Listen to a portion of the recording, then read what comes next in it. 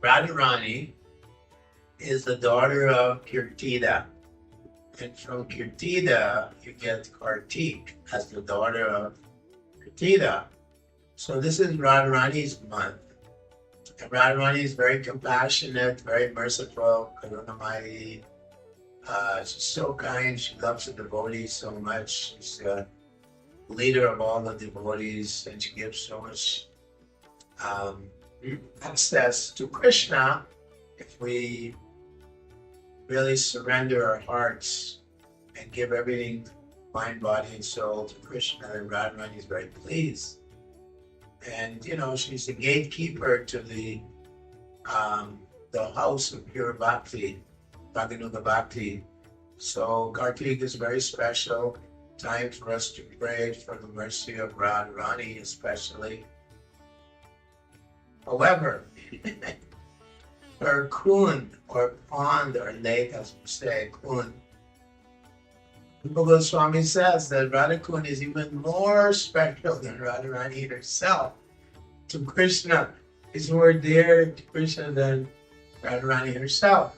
So if you have an opportunity to either have some Radha Kund water or take bath in Radha Kund at this time, or go on Parikram through Radha Kund, it's extremely auspicious, and it probably would guarantee you eternal life in the Loka Vrindavan. Of course, we know in many sages have stated and quoted that Radharani, or if you worship or offer something like a dupe, a ghee lamp in Radha Kund to Radha and Krishna, that it's worth millions and millions of Aswamedha yagyas or Rajasuri sacrifices.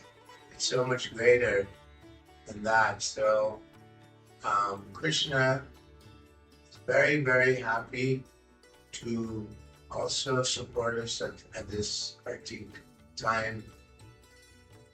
So that's why it's so special. It's Radharani's month, basically.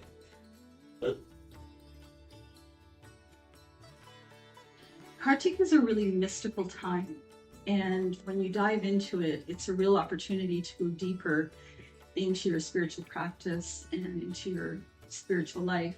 And it's an opportunity to add to your life and remove from your life for a little month, just a little month. And from there, we can establish habits.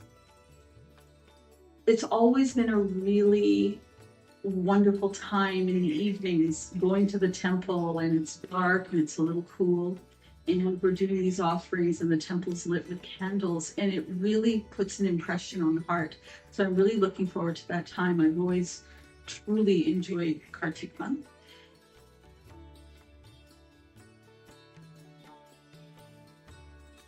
Celebrating Kartik with your family at home and with the kids can be an immensely rewarding time. It's also an opportunity to really create the samskara in your children for this special time of the year.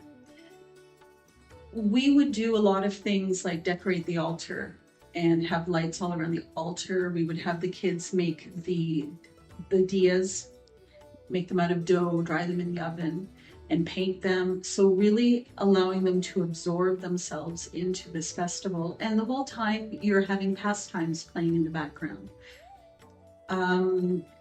Even as little as 2 years old, you can have them dipping the cotton wick into the ghee so they can participate. Inviting devotees over to your home to celebrate. And if you have a class of kids, every parent can take a night where they're celebrating. The kids can bake a little treat to distribute as prasadam afterwards, and the kids can perform little skits and pastimes according to each verse, and it can just be on a rotation. So really giving the kids an opportunity to creatively absorb themselves in this festival. And this will be something they'll remember for the rest of their lives and hopefully carry on with their children. And they'll remember it as a really special time in the family where everyone was focused and then the community came in together.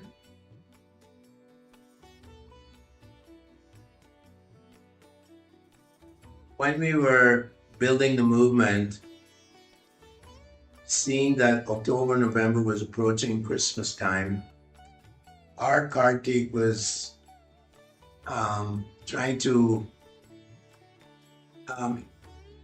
implement Srila Prabhupada's mandate to distribute his books. And people were all in the West, of course, all the Western countries, people were gearing up for their Christmas shopping. So actually, basically, the whole Karthik was, although it was very, we could feel it was very auspicious, we were really energized to just focus so strongly on distributing Srila Prabhupada's books.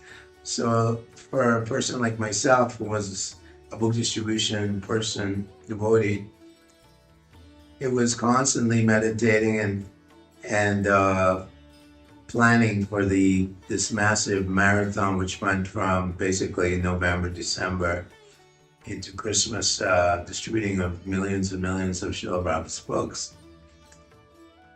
So Srila Prabhupada was in Vrindavan many times during Karthik, when he was planning for the Krishna Balaram temple in the early part of the 70s.